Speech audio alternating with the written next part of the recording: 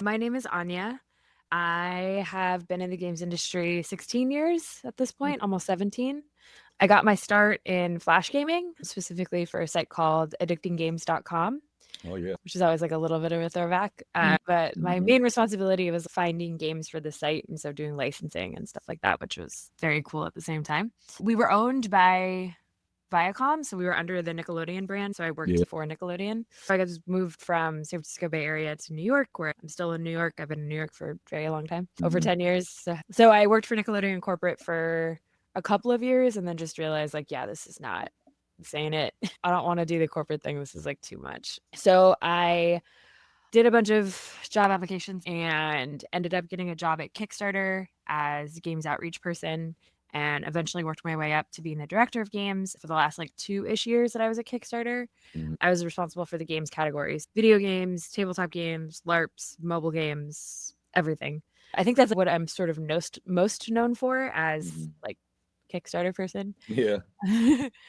So I was there for like 6.5 years, roughly, a little bit less. And then I left that job and joined a company called BackerKit for just over a year and a half. I took a sales position and I wanted to get a little bit of sales experience, knowing it was definitely going to be temporary. As of November 2023, I have been freelancing, so that's been interesting. I've been freelancing mostly crowdfunding, which I didn't really want to do. That's Mhm. okay. I understand the circumstances, but crowdfunding, business strategy, business development, and then I'm also part-time community manager for a small tabletop company called Resonum. So, yeah. So you're a very busy lady. You've obviously worn a bunch of different hats. How did you even get started with this? Because you go from games and tabletop games to crowdfunding. I mean, you don't really think about that as the path. A lot of people, I guess, don't really take that course of action. How did you get to the point where you could say, hey, I'm the person to go find these games? What was your gaming background like? Didn't have a background at all in video games, in the sense of like I wasn't allowed to play video games as a kid. They were very banned in my house. I would go over to friends' houses and play. I remember playing the James Bond game and being like, what is this? And Yeah. I played Mario and stuff, but there were no consoles, no computer games, none of that. Mm. Like closest I got to a Mario game was this Mario typing game that my parents were like, this is probably fine. And I was like, Wow. this is so boring. Mario typing game. And I would play a couple little flash games here and there when I was in college and I had my own computer. We played, family board game nights and stuff like that, but gaming wasn't really big thing in my house growing up. I went to school for music. So I uh, was getting ready. We gonna get into that part about the whole saxophone because that is very much interesting. So I went to school for music and that's what I was going to do and what I thought I would do. And I got out of school and was like, well, I have a lot of student loans. So I worked in music for a little bit in the Bay Area. I worked in music at a couple different companies for about a year and a half. mm, I got super disillusioned with it. And the Addicting Games thing honestly just kind of fell into my lap. I was like applying mhm, for different jobs.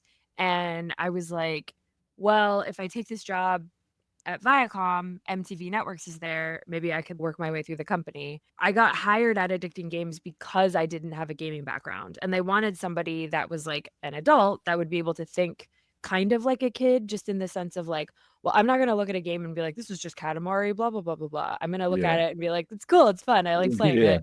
It's a very even playing field. And that perspective of somebody who didn't have a deep history and background in games, mm, it sort of provided just like, you know, square one situation. I just kind of learned really quickly that within my first week of that job, I was like, oh, this is no different than music, just in the sense of like, people that make games are creative, people that make games are artists at the end of the day. And like, mhm, there's no difference between the mentality of making a game and making a record. The medium is mhm, different and the approach is different, but the mentality of how you are sort of like coming to the table with creativity. Cool. Well, now we need to have a plan. We need to have a project manager. We need to make sure all these things are in place. What comes out? Now, what do we do? How do we market mhm, it? How do we get it to people? How do we get people to play it? Structurally, how you come to the table with that is a little bit different, and how you make that stuff happen is a little mhm. different. One of my dogs might pop up. I apologize in advance. It's all good. We're a dog friendly show. I have two on either side of me that are currently I have sleeping. one sitting over there that's currently Oh, sleeping, so she hasn't popped up on a podcast yet. I just kind of realized the people that make games get treated exactly how people making the music get treated, which is like you're just Mhm, a commodity.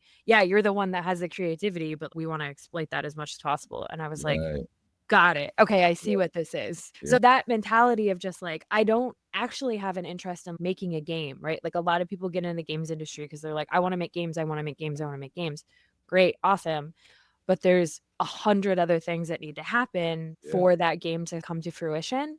And so I've existed sort of in the background of like, okay, my job is to try to make your dreams come true. I'm not tied to the creative process, and I don't want to be tied to the creative process because it's not my game. It wasn't Yeah. my idea.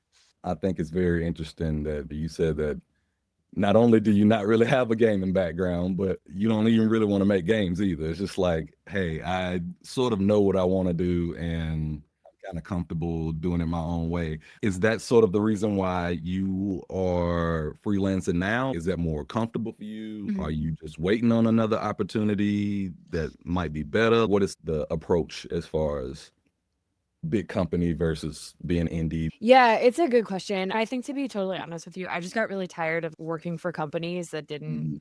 align with my core values. I also think that sometimes when you work for a company, you are a representative of that company, whether you want to be or not. And I think for Mhm. me, with my time at Kickstarter, because I became so public at that company, I started having my personality tied to that company. I found that to be a really challenging space for me to exist in, just because I was like, well, I'm Anya the individual, but I Yeah. started to become like Anya from Kickstarter, and there was no delineation between sort of those two different like personalities. So Mhm. even I was just like out in the world, like I'd be on vacation, people like, oh, what do you do? And I'd say, oh, I do this. And if somebody heard of Kickstarter, it was like, oh, I want to pitch something to you. And I was like, I'm Yeah. just trying to hang out, man. I don't want to do this. Yeah. And some people thrive in that environment. And for like, there's advantages to that. Like I got invited to a lot of really cool things and I've had absolutely unbelievable experiences because of that. But I also was like, this doesn't mean it's going to last. And it also means that like it could come crashing down spectacularly in very public ways. And I was like, I just don't want to do that. I'd much rather be somebody that's sort of like in the background. Mhm. Sometimes it is actually hard for me to play games, especially if it is a game that I'm intimately familiar with because I know the development team or it was a Kickstarter project. And I was like, I just don't want to have that tie to it so deeply. So, like, I despite not growing up with games and I play games all the time. Yeah. Yeah. I play like a ton of games. It's great. I Mhm. love it. It's amazing. Um, but, like, to go freelance, it kinda gave me the opportunity to, like, pick and choose stuff that I wanted to work on. It gave me the freedom to not be tied to a company. The downside is I don't have the funding of a Yeah. company, so, like, Yeah. paying to, like, go to PAX East, like, I'm paying it for myself and I just write it off of my taxes, Yeah. which, like, kinda sucks. Like, I can't afford I it's insane. I can't go to GDC. The prices for these conferences are just insane. It is They're really crazy. Yeah, I mean, it also, to be honest with you, like, with the freelance life, it gives me the opportunity to pursue other things that I want to do, right? Where Mhm. like I love working in games. I would like to be working in games for as long as I could kind of do it. Mhm. But I have another career in music. Being able to take a gig at 2 p.m. is awesome. Being able to go on the road and tour, which is what I did a lot of last year. I did a couple Mhm. tours. So I was gone for like a month and a half, sometimes 2 months. And I can just work on the road and do the two jobs at once. It's not easy. It's a ton of work and exhausting. I'm up Mhm. at ungodly hours after going to Yeah. bed at an ungodly hour. I am actively choosing to live that life. And that is the life that I wanted to live. And so there's sacrifices that come with everything, but like I'm super thankful that I get to just do it. If something else comes along, maybe if it's the right Mhm. thing. But for right Yeah. now, having the freedom to get a call and be like, hey, we need you in this random city for this random thing. Like, cool. I want to do that. That Yeah. sounds so much Mhm. more interesting to me than just sit in these endless meetings for hours on end where nothing actually gets done. Oh my God, no, I can't do it Yeah. anymore. Yeah, that makes sense. How do they tie together, the music and the gaming for you? Is it very cut and dry separate for you? Like, hey, I have this music side and I have this gaming side, or Mhm. is there a mixture of the minds? Because obviously this is a gaming podcast, but it started as a music podcast, so this is a great Yeah. topic. How do you go about balancing the two? It is a lot of work and you can work on the road, but one thing I know about music, that's hard enough. I can only imagine you trying to tour and then on the other side trying to crowdfund, do whatever it is that you need to Mhm. do on that side. I'm sure you have other little hobbies and projects that you want to work on. So you got to balance Yeah. all of this. How are you balancing all of that? You said this is what you asked for. So you Yeah. are definitely getting what you asked for. But how do Yeah. you balance that? Yeah, to be honest with you, it's something that I'm sort of trying to navigate as best as I can. Mm. I'm somebody that I get overstimulated very quickly, and Yeah. so I just get like I like need to sit in a dark room and not talk to anybody. I'm also a hardcore introvert, so I need a lot of alone time. So my partner is a musician. He also does pet care, and he's at an overnight with staying with another person's dog because Mhm. they're on vacation. And like I miss him, all that obviously all that stuff, but having a day to not interact with humans is like a Yeah. dream. He's very much an extrovert where he gets like his recharge of like being around people, and Yeah. then he calls me like 15 times a day because he's like, I'm lonely and I miss you. And I'm like, don't talk to me. Don't look at me. Don't acknowledge me. Text me. That's it. So, we've figured out what works for us in that sense too, because sometimes we're ships in the night. Like he's on tour, I'm on tour, he's with the dog, I'm in a conference, whatever it is. It's just like navigating a new sort of way of living. In terms of hobbies, I don't have any, like, which is really That can't bad. help because you're spending all your time doing everything else. Yeah, I don't know if I would really call it a hobby. Like I go to the gym a lot. I do a lot of lifting. I work out like 5 to 7 days a week. Oh, wow. So I'm pretty hardcore about it. And I walk my dogs a lot. So that is exercise. I guess it's weird to call it a hobby. I do cook a lot, but I need to eat. I've been toying with the idea of redecorating our apartment with certain constraints. I love thrifting. Anytime we're on tour, our bassist and I are always like, let's go thrifting. Let's find Yeah. it. Like we're just like immediately at the thrift store. I have some ideas on how I want to repurpose and thrift some stuff to make our home a little more, Mhm. I don't know. It's New York City. All the Yeah. apartments are kind of all over the place. It's sort of the tried and true thing too, right? If you do what you love, then it's not work. I love performing. Despite being an introvert, I love being on stage. I love performing for people and doing the thing that I've spent so many years practicing, doing my best to like perfect. And with games, that's kind of the other cool side. I don't actually have to perform in the capacity of crowdfunding and whatever I do in the game space. It's really about amplifying somebody else and seeing how I can make them successful. That's much more interesting to me at the end of the day. So it's just sort of balancing a lot of stuff. Luckily, I can do a lot of work on my phone. And so if we have like an 8-hour drive, just, Yeah. crank a bunch of stuff out on my phone and answer a couple emails. I've definitely gotten to the venue and had my laptop open before we do our sound check. And Yeah. then in between sound check and the set, it's usually about 2 to 3 hours, sometimes more. That's Mhm. opportunity to like work.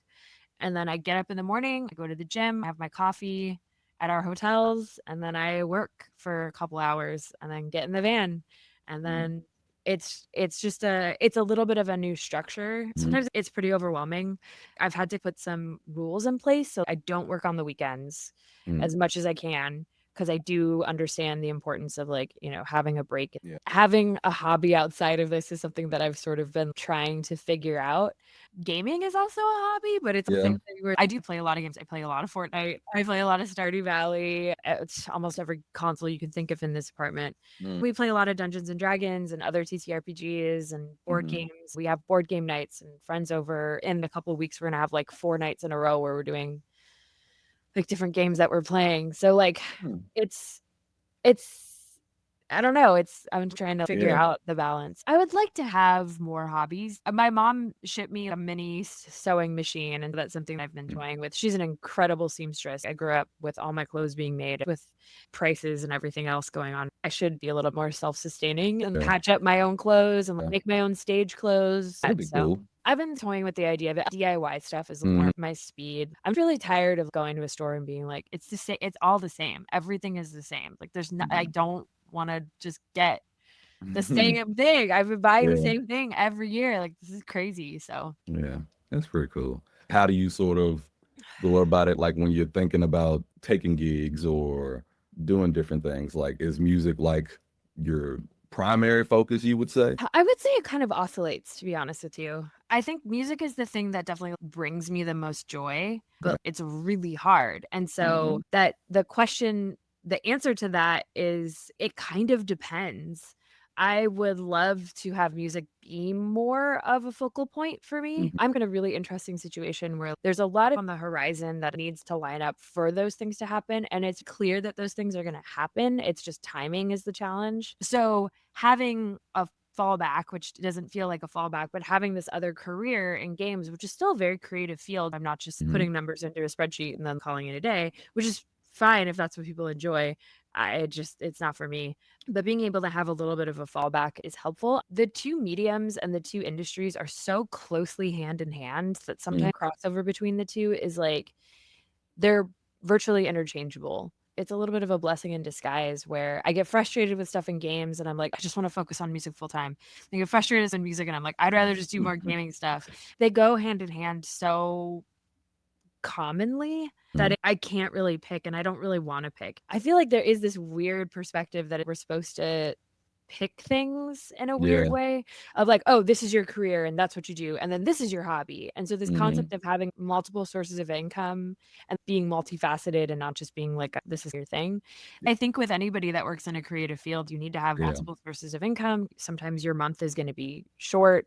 Other times your month is going to be great. Being able to diversify and find as many different ways that you can kind of like get yourself into where it is that you need to be. I'd much rather do that than the 20 years I've had of corporate life. This sort of gaming element, like you said, it is so interchangeable. But you being an actual musician is interesting because I can imagine that would match with a score in a game. Have you had any sort of experiences with that as far as being able to, someone saying, hey, I need the smooth sounds of this and that for this character or for this intro or something like that? How has that sort of been as far as being able to try to bridge those gaps and what you're good at musically in the game? Yeah, I've recorded on 2 soundtracks, both indie games, and it's really just friends that were like, hey, here's a little bit of money, come do this thing. And I'm like, yeah, cool. Somebody sent me a screen recording of a streamer playing one of the games, and then me playing came on, and they were like, oh my God, this is amazing. And I was like, oh, that's so cool.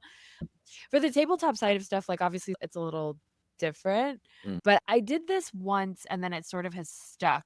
At a conference in 2023, I'm like buddies with the CEO of Raw Fury. We were all at a conference in Croatia, and I bring my horn pretty much everywhere because I want to practice every day. He jokingly was like, I have to do this talk. Do you want to play me on? And I was like, yeah, I'll absolutely do it. And he didn't think I was going to do it. I showed up with my horn and I played him on, and he was like, this is the most incredible way to like start a talk. So my friend Jay Foster, he does a ton of stuff in the tabletop role-playing world. And he started this actual play at Gen Con and PAX Unplugged called Oops All Himbos, which is a himbos like D&D sort of homebrew. He initially asked me, hey, I want you to MC and just introduce us all. And I was like, do you want me to just play you guys on? And so it's become this like bit now that every time they do Oops All Himbos, it's me and my boyfriend when he does PAX Unplugged, because it's in Philly, it's right there for us. We put together a curated 3 to 5 minute playlist of songs for that specific campaign. This last PAX Unplugged, Chapel Roan was a very big, thing. So we like did a Chapel Roan song. We did Beyonce, like, stuff we know we can do together. There is a bit of a crossover in a weird. One of my friends and I are talking about how we can put a group together for MagFest next year, which is like the perfect intersection of games and music. That makes a lot of sense. I've also just been noticing at PAX, there's a lot more like discussions and panels about music. I feel like there's a trend of music having more of a forefront in games because every single person I talk to in games either is a musician or wants to be a musician. And every person I talk to in music either is a streamer or wants to be like, there's such a crossover. What a blessing to exist in both spaces, hopefully at a high level. I guess it's relative.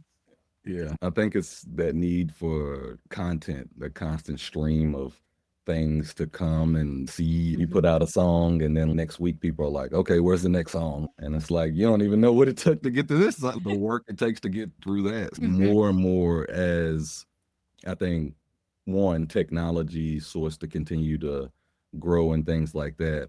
Obviously there will be pros and cons. Now people feel like you don't even need real instruments or real people. You can do all these different things. How do you feel about that as, generative AI? Yeah, like especially now where they almost make it seem like they don't need people anymore. It's just almost like Yeah. Hey, we can put these robots to work and they can make the music, they can make the map, they can make basically anything. I am of the thought that no matter how much you AI anything, or no matter how much you try to robot your way through it, that human element will never not be a part of the equation. And with a saxophone, what robot do you know is going to really be able to play the saxophone Yeah.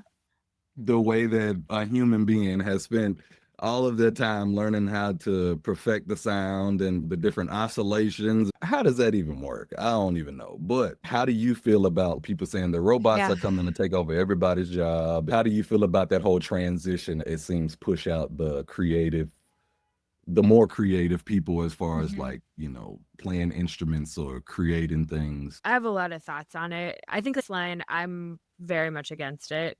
And not even just for the self-preservation thing. I think there's a couple things that are happening here. If we break it down to fundamental educational levels, STEM is great. STEM should absolutely exist, but STEM should not supersede or take over anything for arts organizations. The arts and humanities are just as important. So, Mhm. like, STEM could build the instrument, but the arts are what allows the human connection for the instrument to be played. It kind of has to go hand in hand. I don't love what feels like a power struggle, viewing arts as like, oh, you're just a bunch of like weird, Yeah. ADHD, autistic, two feeling kids or something like that, which, like, well, first of Mhm. all, none of those things are actually bad.